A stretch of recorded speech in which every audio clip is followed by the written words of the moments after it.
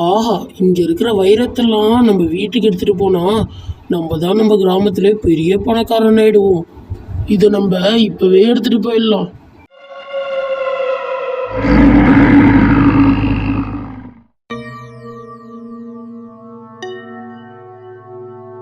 ஹம், என் மாட்டை காணும், என் மாட்டை காணும்,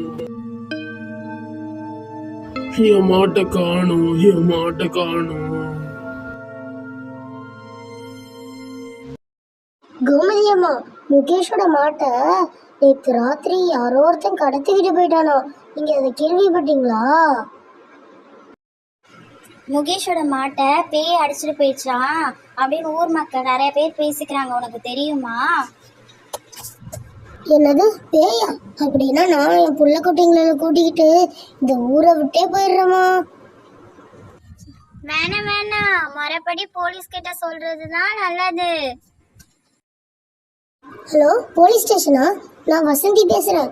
இங்க உடனே வாங்க ஐயா, இங்க ரொம்ப பிரச்சனை ஆயிடுச்சு.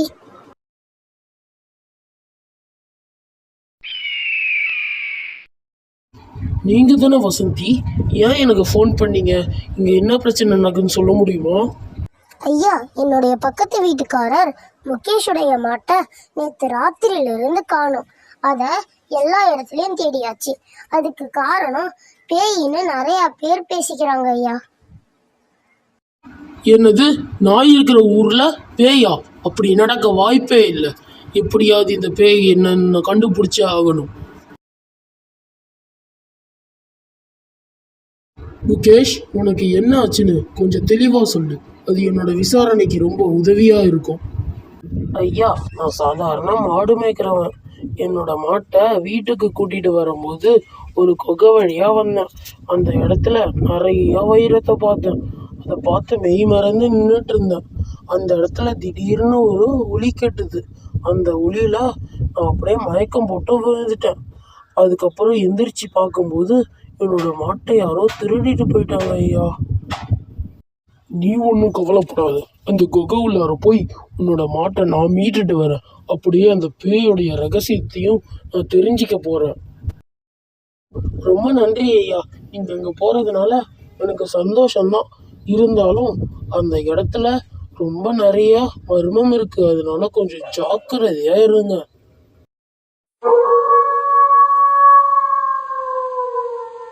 என்னது இது?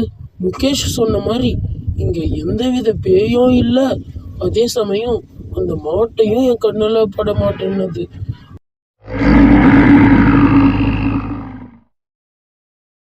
வா, என்னது இது? இப்ப நான் எங்க இருக்கேன்? இந்த இடத்துல ரொம்ப இருட்டா இருக்கு. இந்த பூனை என்ன 2 கால்ல நிக்குது? எனக்கு ரொம்ப ஆச்சரியமா இருக்கு. இங்க இருக்கிற வைரத்தை யாரும் சொந்த கொண்டாட முடியாது. ஏன்னா இந்த வைரம் எல்லாம் என்னுடையது. என்னது இது?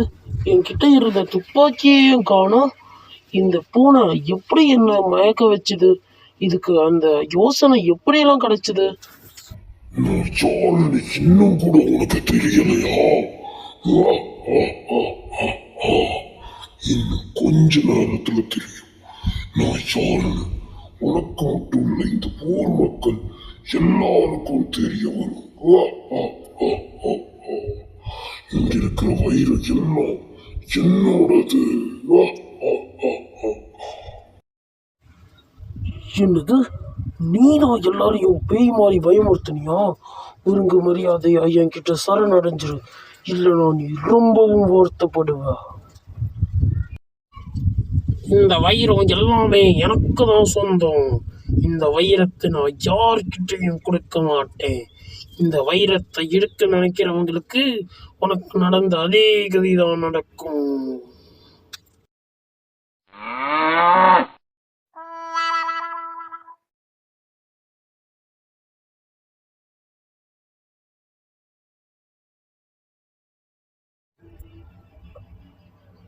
ஐயா, இவன் தான் இந்த ஊர் மக்கள் எல்லாரையும் பேய் மாதிரி வேஷம் போட்டு பயமுறுத்தி இருக்கான். அது மட்டும் இல்லாம முகேஷ், உங்களுடைய மாட்டையும் நான் மீட்டுட்டு வந்துட்டேன். ரொம்ப நன்றிங்க ஐயா.